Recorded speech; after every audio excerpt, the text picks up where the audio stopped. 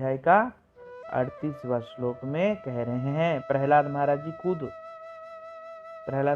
कह रहे हैं? खुद कह रहे हैं कि छन्न कलौ यद भव स्त्रीयुग अथ सत्वम, मतलब पुरुषोत्तम आप कलयुग में छिपकर अर्थात गुप्त रूप से अवतार ग्रहण करते हैं। भगवान कैसे आते हैं कलयुग में? छिप करके गुप्त रूप से अवतार ग्रहण करते। मतलब यहां बताया त्रियुग। त्रियुग मतलब कलयुग। त्रियुग के बाद कौन आएगा? कलयुग। तो यदा भव त्रियुग अथ सत्वम। छन्न मतलब छुपके, कलौ मतलब कलयुग। छन्न मतलब क्या हुआ? छुपके, और कलौ मतलब कलयुग। तो भगवान इस कलयुग में कैसे आते हैं? छुप के आते। महाप्रभु प्रकाश नहीं करते कि मैं भगवान हूं। केवल महाप्रभु के अनुयायी ही समझ पाते हैं कि महाप्रभु भगवान है, नहीं तो और अन्य समुदाय नहीं समझ पाएगा कि महाप्रभु भगवान है। यहाँ तक कि अन्य संप्रदाय के लोग भी नहीं समझ पाएंगे कि महाप्रभु भगवान। तो इसलिए यहाँ पे प्रमाण दिया। ये क्या है? प्रमाण कि महाप्रभु भगवान है, ऐसा भागवत में भी है। अलग भागवत गीता का भी सार है। सार मतलब समझते हो?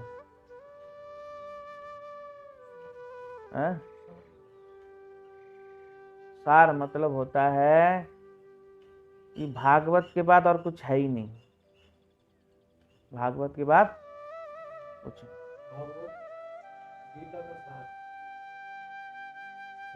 अच्छा, गीता का बाप भी कह सकते हैं। सार का मतलब बाप भी है। हाँ हाँ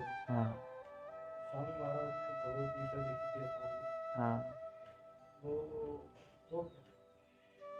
गीता है प्रारंभिक क्लास। क्या है?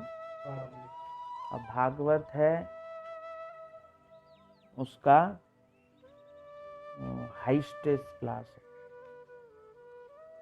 इसलिए जगत में जो प्रमाण देते हैं ज्यादातर भागवत से देते हैं, गीता से भी देते हैं। गीतो उपनिषद भी है। गीतो क्या है? उपनिषद भी। उपनिषद मतलब क्या होता है? वेद। उपनिषद का मतलब वेद। तो गीता वेद भी है, और महाभारत के अंदर गीता है।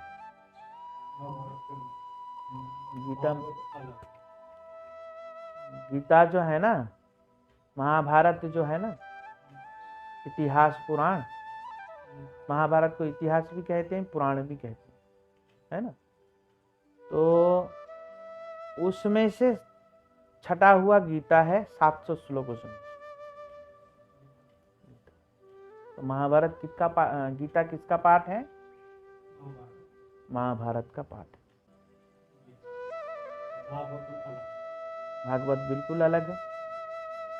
तभी तो क्या नाम है, नारद जी ने गीता पाठेर मुहुर मुहुर, ज्ञान और वैराग्य को गीता पाठ भी सुनाया, पर फिर भी उनका निवारण नहीं हुआ, उद्धार नहीं हुआ। किससे हुआ? भागवत से हुआ। आया समझ में कि नहीं आया? भागवत कथा जो हम करते हैं 7 दिन की,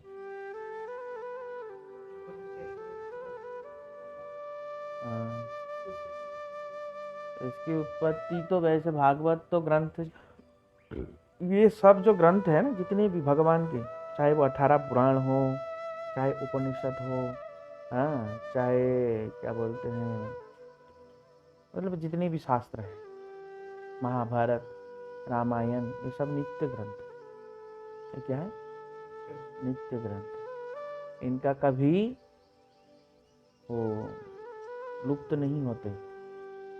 नित्य मतलब क्या है? जो हमेशा से था, है, रहेगा। नित्य का मतलब है सनातन। तो ग्रंथ कभी नष्ट नहीं होता। नष्ट होगा फिर पुनः फिर दोबारा हो जाएगा, अपने समय में आके फिर प्रकाशित होगा। तो जैसे नष्ट होता है ना, तो इन सब ये जो ग्रंथ है, ग्रंथ मूल रूप से उस जगत में भी मूर्तिमान के रूप में है। नहीं समझ में आया? जैसे वेद है, हम क्या कहते हैं? ग्रंथ, भागवत ने कहा, ऐसे कहते हैं ना। जिनके मुंह होगा वो तो वही तो कहेंगे। हम कहते हैं ना, वेद ने गायन किया। मुंह नहीं होगा तो गायन कैसे करेंगे? समझ में आया? तो वेद का भी स्वरूप है, वेद का भी स्वरूप है, भागवत का भी स्वरूप है, समस्त ग्रंथों का स्वरूप है। जितने भी ग्रंथ है उन सब का स्वरूप है। उनमें जो मंत्र हैं उनका भी स्वरूप, उनमें जो एक एक मंत्र है ना, उनका भी स्वरूप।